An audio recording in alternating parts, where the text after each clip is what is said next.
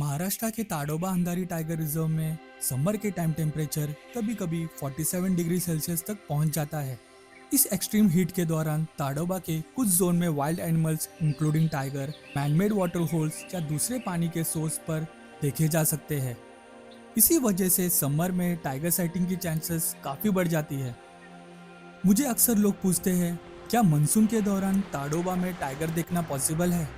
Monsoon के time Tadoba के core Jones tourist के लिए क्लोज रहते हैं, लेकिन बफर जोन ओपन रहते हैं। बफर जोन यानी कोर जोन के आसपास का एक ट्रांजिशन एरिया, जहां वाइल्ड लाइफ और ह्यूमन एक्टिविटीज के बीच एक बैलेंस मेंटेन किया जाता है।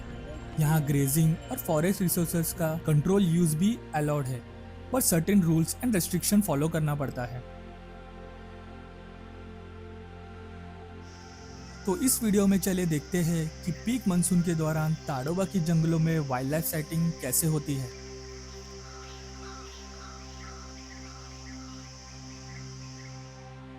अगस्त में हमने ताडोबा का ट्रिप प्लान किया था और इस पूरा ट्रिप का अरेंजमेंट किया था अजय ने।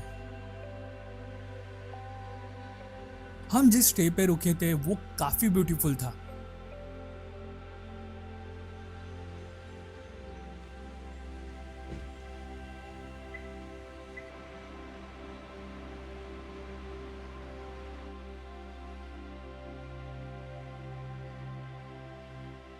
इस बार हमारा ग्रुप काफी बड़ा था, इसलिए हमारे 2 जीप्स थे।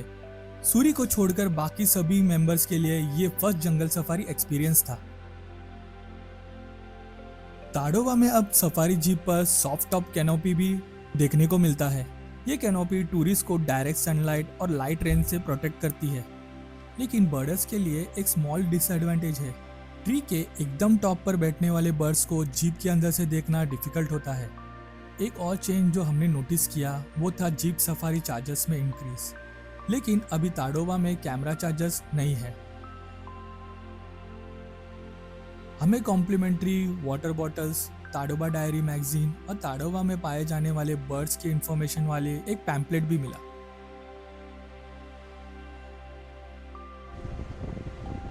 आज हम जा रहे थे मदनापुर गेट। ये एरिया फेमस है मेल टाइगर जाइलो और टाइग्रेस जूनाबाई के लिए।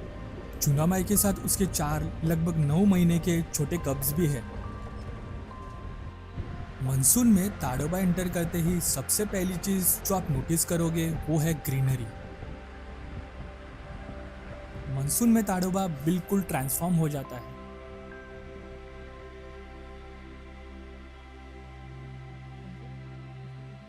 बाद में हमें एक मेल टाइगर का पग मार्क्स मिले।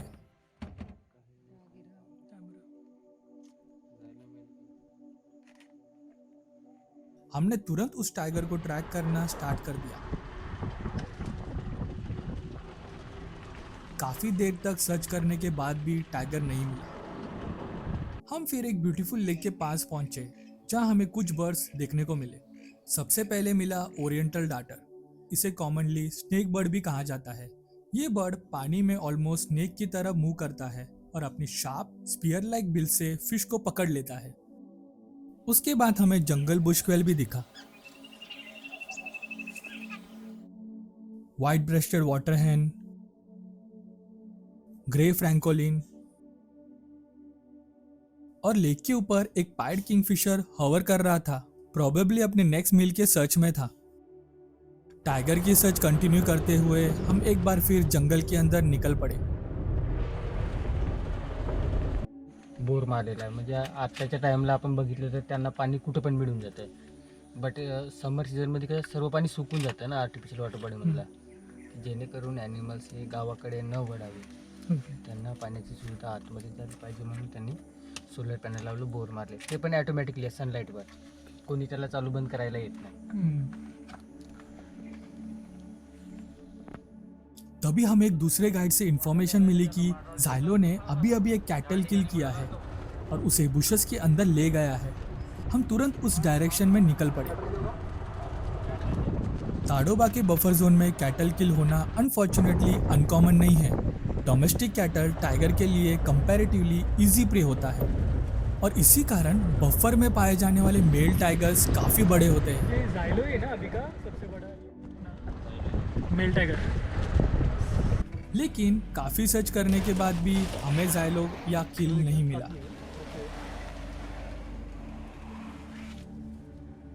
बट हमें जंगल फाउल के अलार्म कॉल सुनाई दे रहे थे।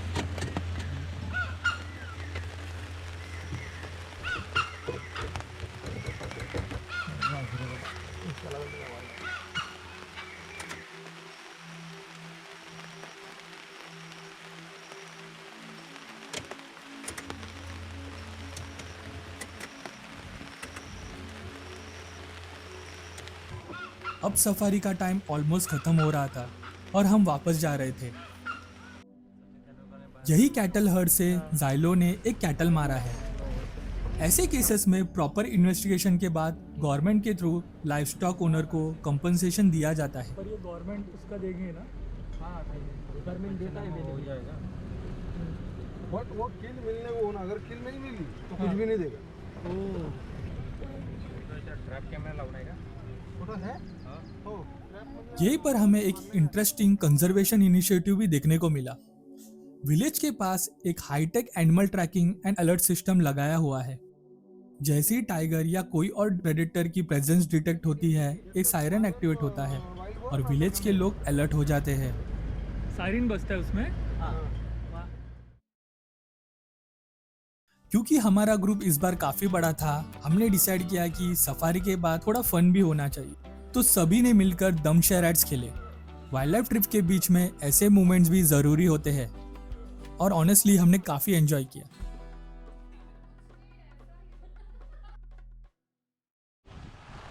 सेकेंड सफारी के लिए आज हम जा रहे थे बेलारा गेट।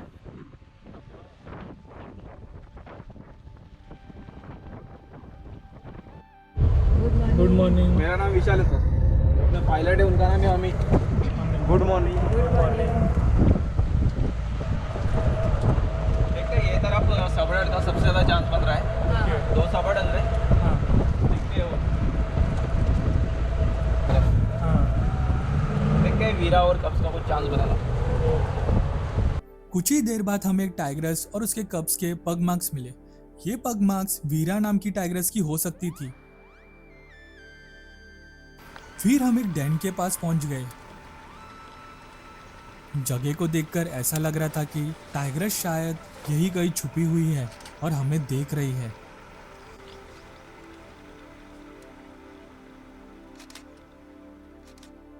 आगे बढ़कर हमें एक रेड वाटर लैपिंग का एक छोटा सा चिक दिखा। जैसे ही उसने हमारी जीप देखी, वो तुरंत अपने माँ के पास चला गया और फीमेल लैपिंग ने अपने फेदर से उस चीक को कवर कर लिया। प्रेडेटर से अपने चीक्स को प्रोटेक्ट करने का ये एक फैसिनेटिंग नेचुरल बिहेवियर है। उसके बाद हमें पेंटेड स्टॉक दिखा, जो एक फार्म में फूड सर्च कर रहा था। शैलो वाटर में खाना ढूंढते वक्त पेंटेड स्टॉक अपने विंग्स को बार बार मूव करते हैं।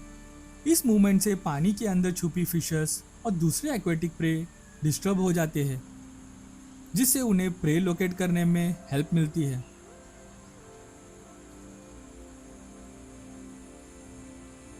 थोड़ी देर बाद एक ट्राई कलर मुनिया पास के एक ब्रांच पर आकर बैठ गई। Silver build Muniya. उसके बाद हमें हॉक कुकू भी दिखा, जिसे कॉमनली ब्रेन फीवर कुकू भी कहते हैं। इसका नाम इसके लाउड और रिपीटेटिव कॉल के वजह से पड़ा है। इसकी आवाज़ इतनी डिस्टिंक्ट होती है कि ऐसा लगता है कि जैसे कोई बार बार ब्रेन फीवर बोल रहा हो। टाइग्रस की सर्च कंटिन्यू करते हुए हम जंगल के एक और ट्रेल पर निकल पड़े और तभी हमने एक स्लॉथ बेयर देखा। वो बिल्कुल हमारे जीप के सामने से रोड क्रॉस करके चला गया। स्लॉथ बेयर की साइटिंग ताडोवा में टाइगर साइटिंग से भी रेयर माना जाता है। ये एक अनएक्सपेक्टेड इनकाउंटर था। कल किल किया है क्या? कैटल किल किया है क्या? नहीं, कैटल नहीं, बकरी मारी थी। बकरी वही सब है डेट में। हाँ, सबड़ होगा इधर ही आजू बाजू। क्या किया है?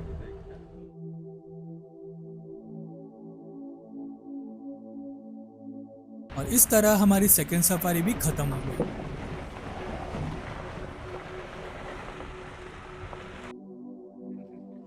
थर्ड सफारी के लिए हम जा रहे थे अलीजंजा गेट।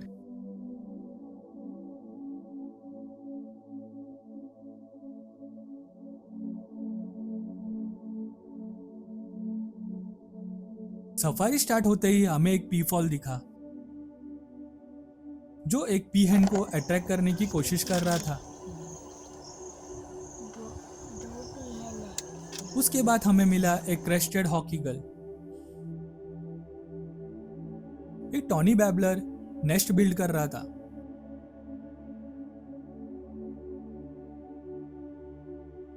इधर कैसे होता है, एक मेल को एक फीमेल, तो बच्चे होते हैं दूसरे फीमेल को, तो दूसरा मेल मारा जाता है।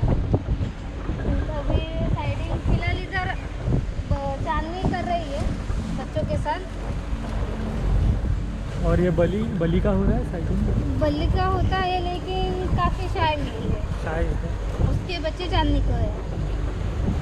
वो बड़ा है क्या बली साइज में? हाँ, साइज में बड़ा है। आगे बढ़ते हुए हमें मल्टीपल पग मार्क्स मिले। ये पग मार्क्स थे टाइग्रस, चांदनी और उसके कब्स के। अचानक दूर से एक अलार्म कॉल आया और वो रूट पे चांदनी अक्सर दिखती है। हम तुरंत वहां निकल पड़े। अभी भी होगा ना? चांस लेंगे ना पूरा। उधर ही घूमते रहेंगे अपन। हाँ ठीक है। वही साइड में जहाँ पे बच्चे गए ना कि साइडिंग भी लास्ट मोमेंट में हुई थी। कुछ टाइम बाद हमें दूर से हमारी दूसरी ग्रुप की जीप आती हुई दिखी और उनके फेस पर जो एक्साइटमेंट थी हमें समझ में आ गया कुछ तो हुआ है। एंड यस, उन्होंने चांदनी को देख लिया था। चांदनी अचानक जंगल से निकली और उनके जीप के सामने वाले रोड के पडल से पानी पीने लग गई। सूरी और ओमकार को टाइग्रस के एब्सोल्युटली अमेजिंग फोटोग्राफ्स मिले। हम सब बहुत खुश थे क्योंकि हमारे ग्रुप के कुछ मेंबर्स के लिए ये फर्स्ट एवर जंगल सफारी एक्सपीरियंस था और उनका फर्स्ट सफारी एक्सपीरियंस ही एक क्लोज टाइगर इनकाउंटर के साथ हुआ है। वाइल्ड लाइफ साइटिंग में एक चीज बहुत इंपॉर्टेंट है, लक एंड टाइमिंग। आप कितना भी प्लानिंग कर लो, जंगल में फाइनल डिसीजन हमेशा नेचर का ही होता है। और फाइनली आज हमारा लास्ट सफारी है। आज लास्ट सफारी हम लोग का। अभी तक ड्राई सफारी हुआ है। आज मिलेगा। आज हम फिर से मदनापुर गेट जा रहे थे।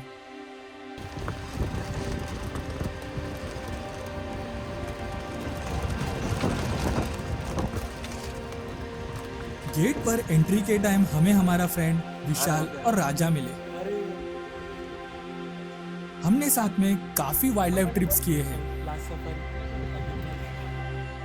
उन्होंने प्रीवियस डे भी इस गेट में सफारी की थी और उन्हें जाइलो और जूना भाई अपने 4 कप्स के साथ देखने को मिला। इसलिए हम काफी एक्साइटेड थे क्योंकि ये हमारी लास्ट सफारी थी और अभी तक हमें टाइगर नहीं मिला था। तो आज मैं आपका गाइड, मेरा नाम सुभाष और ड्राइवर भैया का नाम संतोष भैया। आपको प्लैनेट किंगडम के बारे में या एनिमल किंगडम के बारे में कोई भी सवाल हो तो प्लीज पूछना।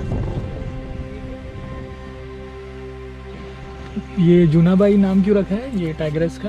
सर हमारे इधर टेम्पल है एक, जो ट्राइबल पीपल का है टेम्पल, जूनाबाई करके। उसी टेम्पल के नियर अबाउट ये टाइग्रस बहुत बार देखती है। समर टाइम में ये जो एरिया है उस जूनाबाई टेम्पल के नीचे एक नाला वगैरह है, उसमें पानी वगैरह रहता है। तो समर टाइम में बहुत कूल एरिया रहता है। तो टाइग्रस को या टाइगर को कूली एरिया चाहिए तो वो उस एरिया में स्पॉट होती है। और वो जूनाबाई टेम्पल के नज़दीक होने के कारण इसको जूनाबाई करके बोला जाता है। ओके। और बात में हमें पता चला कि सुभाष बर्ड्स और एनिमल्स के मिमिक्री बहुत अच्छी करते हैं। इनिशियली वो थोड़े शाय थे, फिर उन्होंने हमें कुछ बर्ड्स के कॉल मिमिक करके सुनाए। जैसे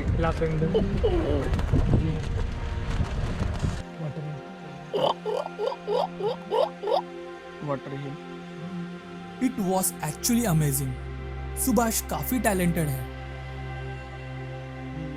अब हम फिर से अपने मिशन पर आ गए, टाइगर की सर्च। काफी देर तक हम जंगल के डिफरेंट ट्रेल्स एक्सप्लोर करते रहे।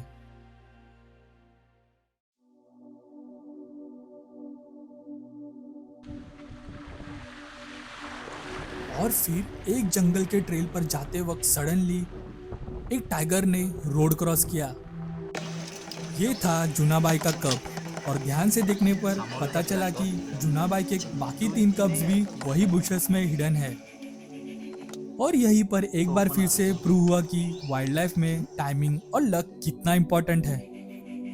अगर वो कब हमारे जीप के रोड क्रॉस करने के बाद रोड पर आता तो शायद हमें कोई साइटिंग भी नहीं होती और हमें पता भी नहीं चलता था कि बुशेस के अंदर जूनाबाई के बाकी कब्स भी मौजूद है। लेकिन अब ये सवाल था, क्या कब्स बुशेस से बाहर आएंगे और क्या हमें उसके अच्छे फोटोग्राफ्स मिलेंगे? थोड़ी देर बाद हमारा ये विश भी पूरा हो गया। एक कब धीरे धीरे बुशेस से निकलकर रोड की तरफ आया।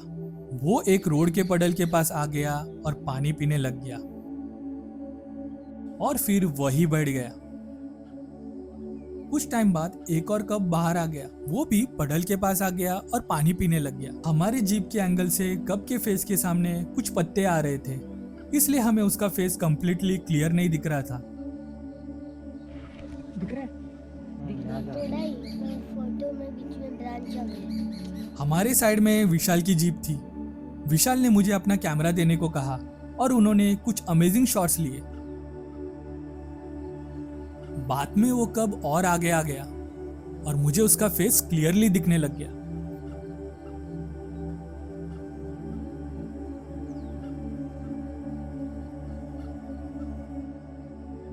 और फिर सडनली वो अलर्ट हो गया।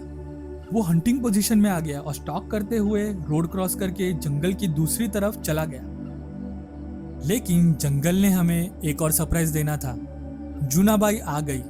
हम सब सुपर एक्साइटेड हो गए। जूनाबाई सीधे पडल के पास आ गई और पानी पीने लग गई।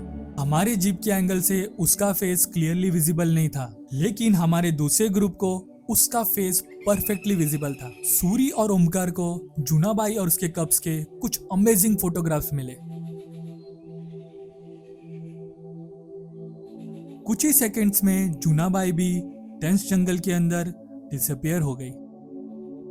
जूनाबाई के दोनों कब्स ने हमारे तरफ देखा, फिर वो भी उसके साथ चले गए। ऐसा लग रहा था कि जैसे वो हमें बाय बोल रहे हो। और इसी के साथ हमारा लास्ट सफारी का ये इनक्रेडिबल क्लोज इनकाउंटर भी एंड हो गया। और आज का दिन एक और रीजन से स्पेशल था। आज काविन का बर्थडे भी था। काविन की एक विश थी कि इस बार भी उसका बर्थडे किसी जंगल में ही सेलिब्रेट होना चाहिए, और लगता है जंगल ने उसकी विश सुन ली। बर्थडे भी जंगल में सेलिब्रेट हुआ और फाइनली हमें टाइगर भी देखने मिल गया। ये फोटो काविन ने क्लिक किया है। अब अगर आप मुझे पूछोगे क्या मानसून में ताडोबा जाना वर्थ है, तो मेरा आंसर है डेफिनेटली यस। ताडोबा का monsoon jungle truly feels magical.